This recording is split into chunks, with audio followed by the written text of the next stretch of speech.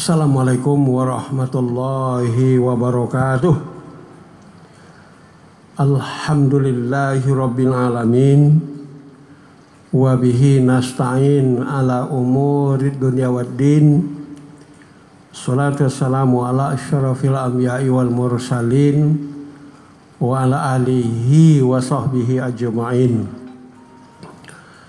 Raditu billahi rabba wa bil islami dina wa bi muhammadin nabiyyan wa rasula wa bi qur'ani imama wa bi ka'bati qiblatana amma ba'du.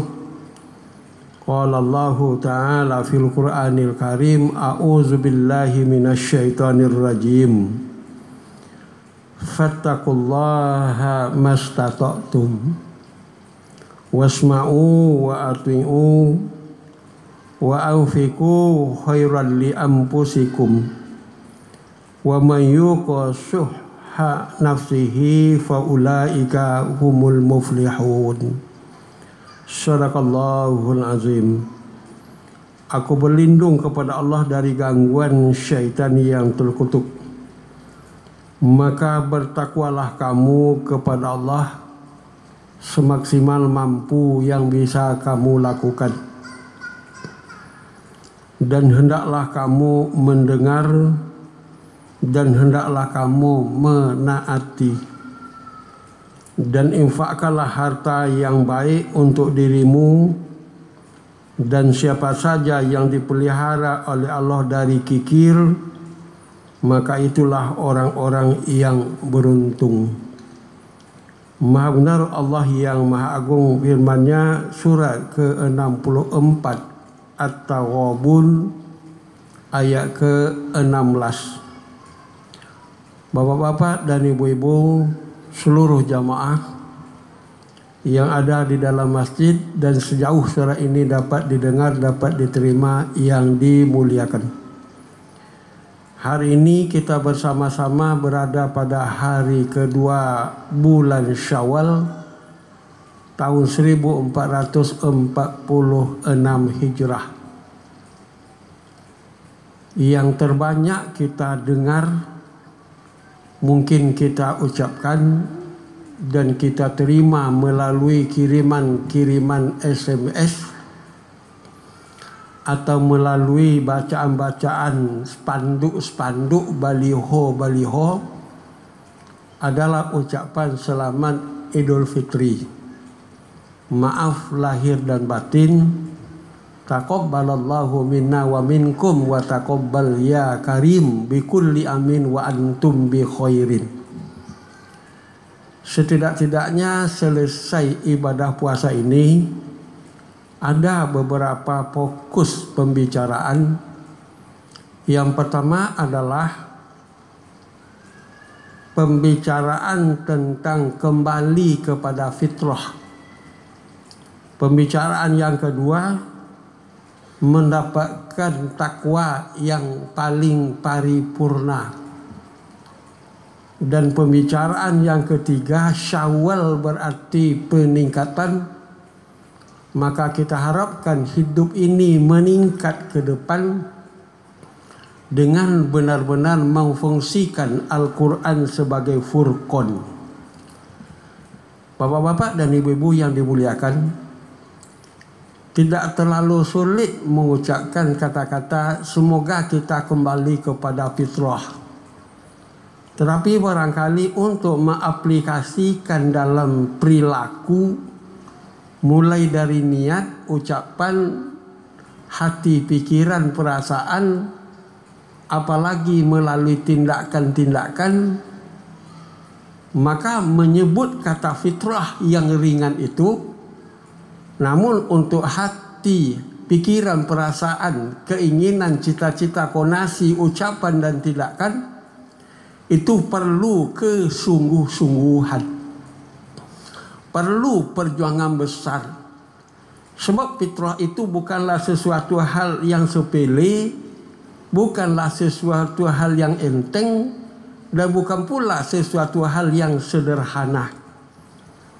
Imam Ibnu Abbas sebagai salah seorang mufassir berkata, Fitrah itu artinya adalah kecenderungan terhadap Islam, cenderung yang tetap, cenderung yang tidak mengalami perubahan.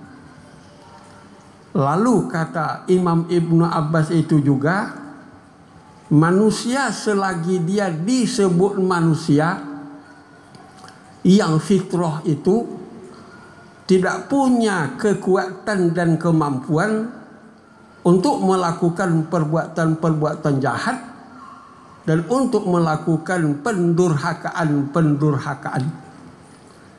Lalu kalau kita mengatakan kita kembali kepada fitrah, artinya kecenderungan terhadap Islam itu sungguh-sungguh tetap dan tidak berubah.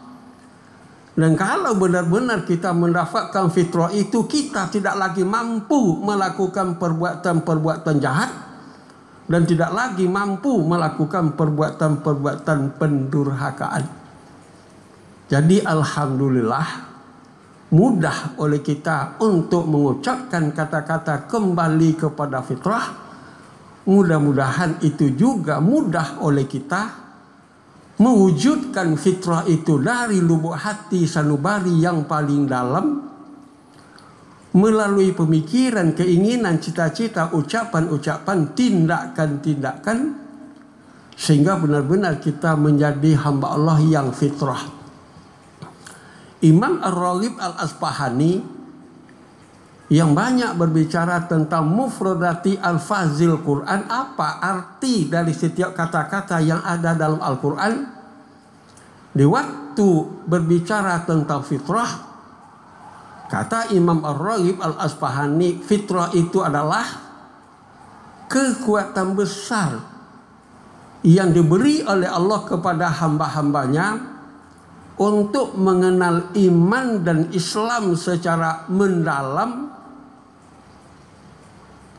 yakni iman dan Islam yang benar dan yang lurus itu.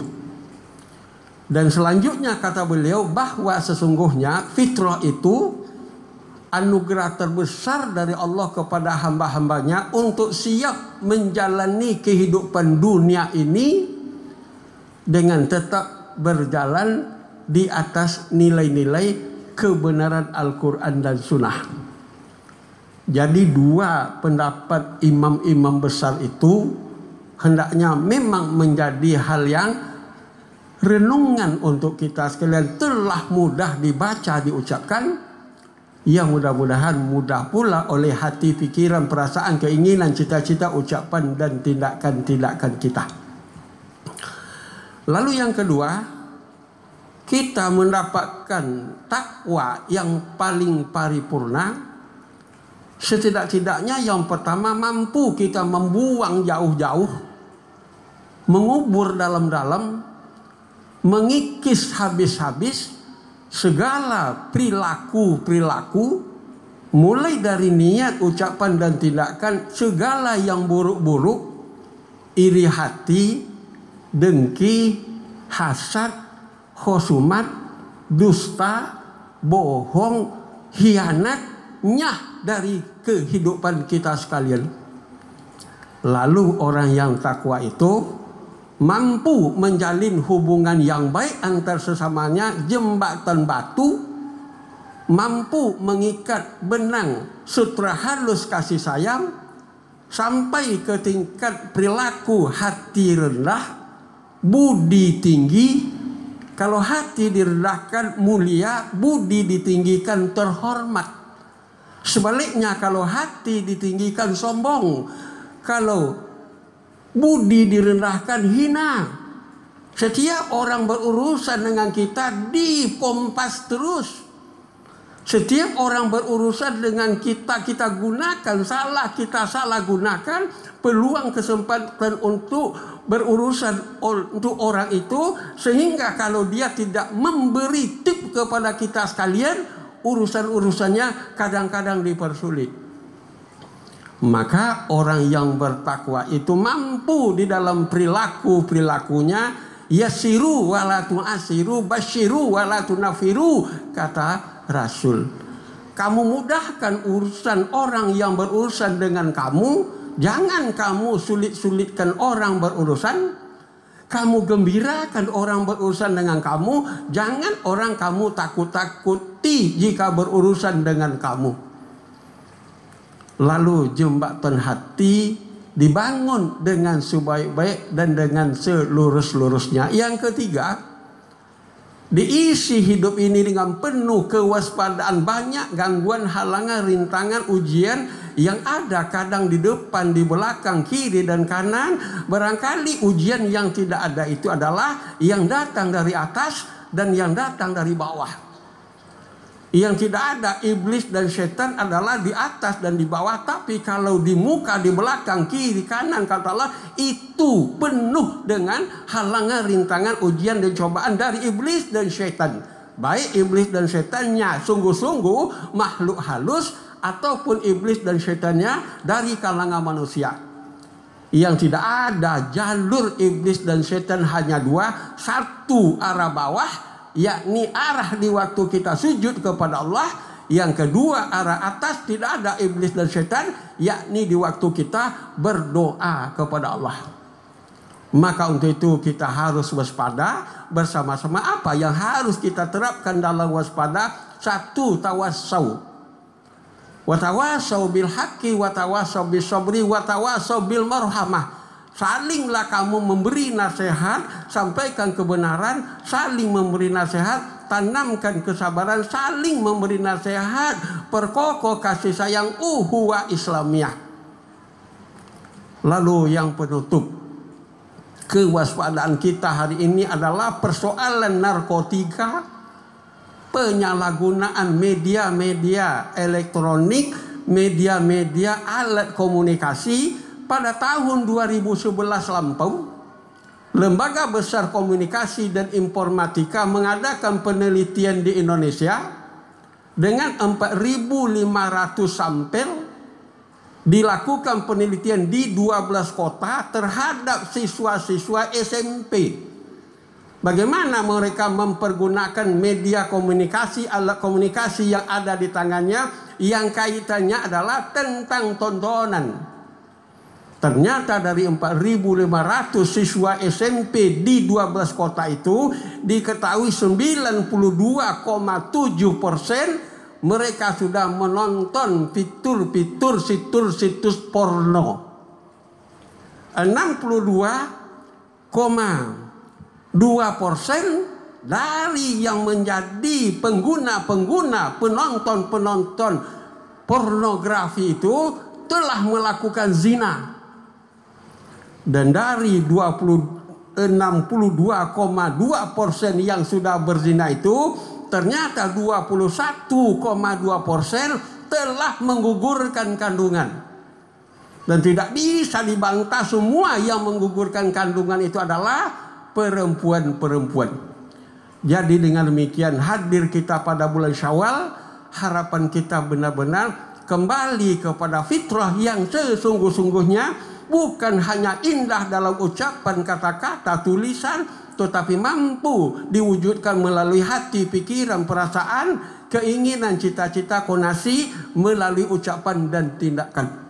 Yang kedua, kita sampai ke tingkat takwa yang paling tinggi, mampu kita mengusir segala perilaku-perilaku yang buruk, memperbanyak perbuatan-perbuatan yang baik, dan yang ketiga, meningkatkan kewaspadaan. Karena hidup ini penuh dengan ujian, tantangan, halangan, dan rintangan. Maka yang berhasil adalah yang saling memberi nasihat, sampaikan kebenaran, tanamkan kesabaran, dan tetap memperkokoh silaturahim, kasih sayang, uhuwa Islamiyah.